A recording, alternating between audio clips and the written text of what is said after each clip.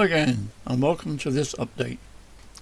Well, Santa popped in and left a nice selection of goodies for the layout, including this Digitrax evolution system that was required to get the trains running. He also left a couple of Hornby TTS sound decoders for a king and a castle, along with a few standard Hornby decoders and some frog juicers, so the projects for 2018 are already getting lined up. This DCC Concepts AD-S8FX solenoid decoder will come in very handy for the carriage sidings, or maybe even Penware station. Not quite sure yet which area to use it in. Finally, for me, he left this Oxford Rail war wheel with Sherman tank load that has been beautifully weathered by TMC. This model has a special meaning for me, as my dad served in these tanks during the war and saw a lot of service in them in Europe as part of the Canadian Army. Santa also remembered Maggie and left her this Hornby TTS fitted mallard to replace the non-DCC one that I had given her as a wedding present, and which had gotten damaged when our garage was flooded just after we returned from Canada in 2013. Receiving the Digitrax really spurred me on to get the wiring finished on the layout, and on January the 14th, number 4097 Kenilworth Castle had the privilege of completing the first circuit on the upline around the loft.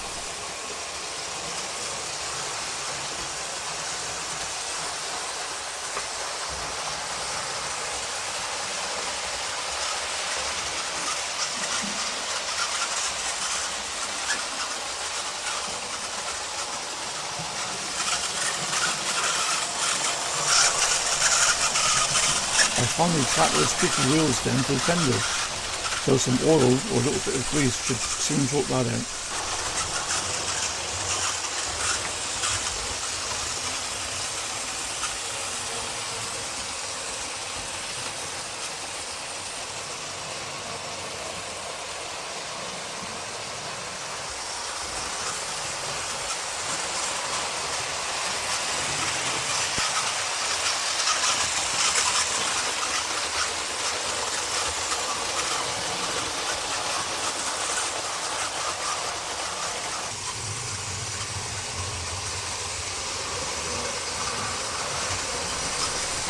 Watching the run from behind the layout highlighted this reverse elevation on the curve off the country scene onto the 3% incline, so a little bit of permanent way engineering is required here.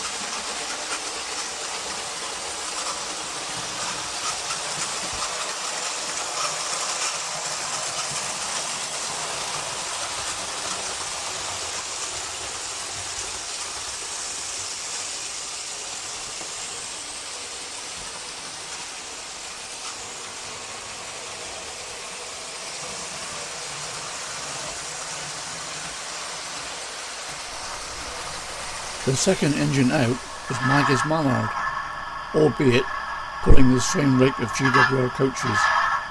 So here she is, going through her paces.